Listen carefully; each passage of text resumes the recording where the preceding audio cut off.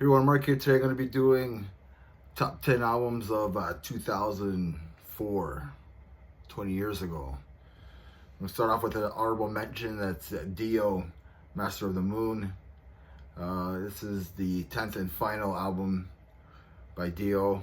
This was released on September 7th on Sanctuary Records. It's a good album. I like it. Anytime you get a chance to mention Dio, you gotta. So that's an honorable mention for Dio, Master of the Moon. Number 10, I have Motorhead, Inferno. This is Motorhead's 17th studio album. This was released on June 22nd on Sanctuary Records. Motorhead kicks ass. I don't smoke cigarettes, but like every time that I listen to Motorhead, I want to smoke cigarettes, even though it makes me cough like crazy.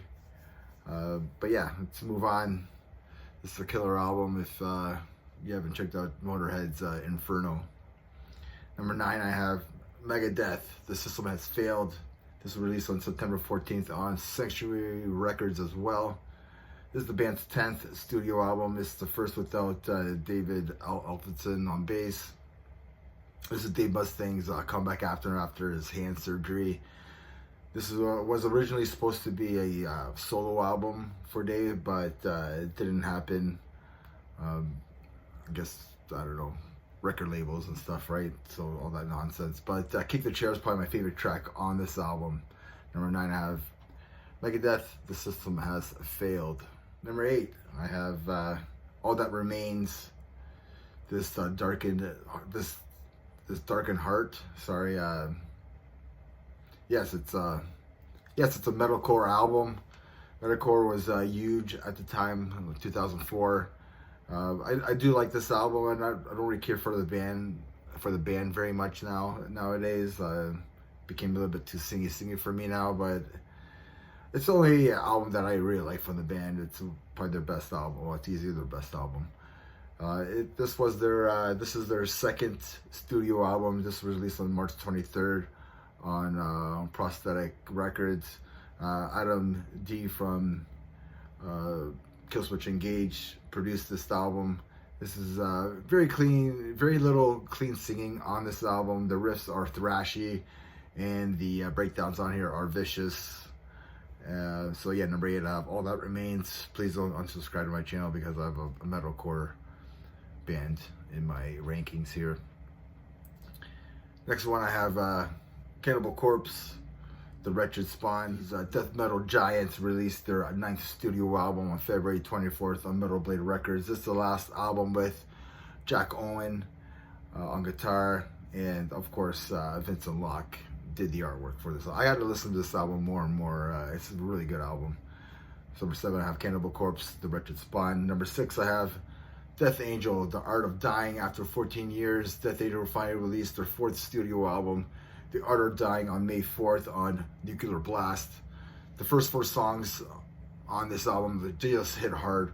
Thrown to the Wolves, 5 Steps of Freedom, Thicker Than Blood, and Devil's Advocate. Great album. Number 6, I have Death Angel, The Art of Dying. I have another metalcore album. That's God Forbid, Gone Forever is the name of the album. This metalcore band from New Jersey released this awesome album. This is their 3rd studio album, and my favorite album by the band. It was released on February 24th on Century Media. I mean, with songs like Anti-Hero and Better Days, this album just hits hard from beginning to end. Number 5, I have God Forbid, Gone Forever. Number 4, I have Shadows Fall, The War Within. This metalcore slash thrash a lot of death metal band from Boston released their 4th studio album on September 24th on Century Media. This is the band's best-selling album in the label as well. It sold over 300,000 copies, which is like pretty incredible. This album has like great thrash metal vibes to it and amazing guitar playing. It's still a great album, still hits hard today. I mean, honestly, the band probably couldn't top this album after albums after this, and then actually they're back together. Hopefully some of the new material will come up. So Number 4, I have Shadows Fall, The War Within.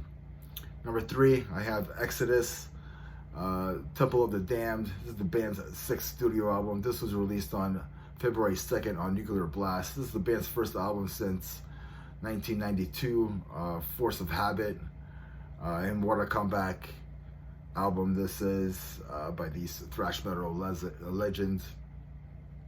I got, War is My Shepherd, Blacklist, and it just goes on. This album just hits hard from beginning to end.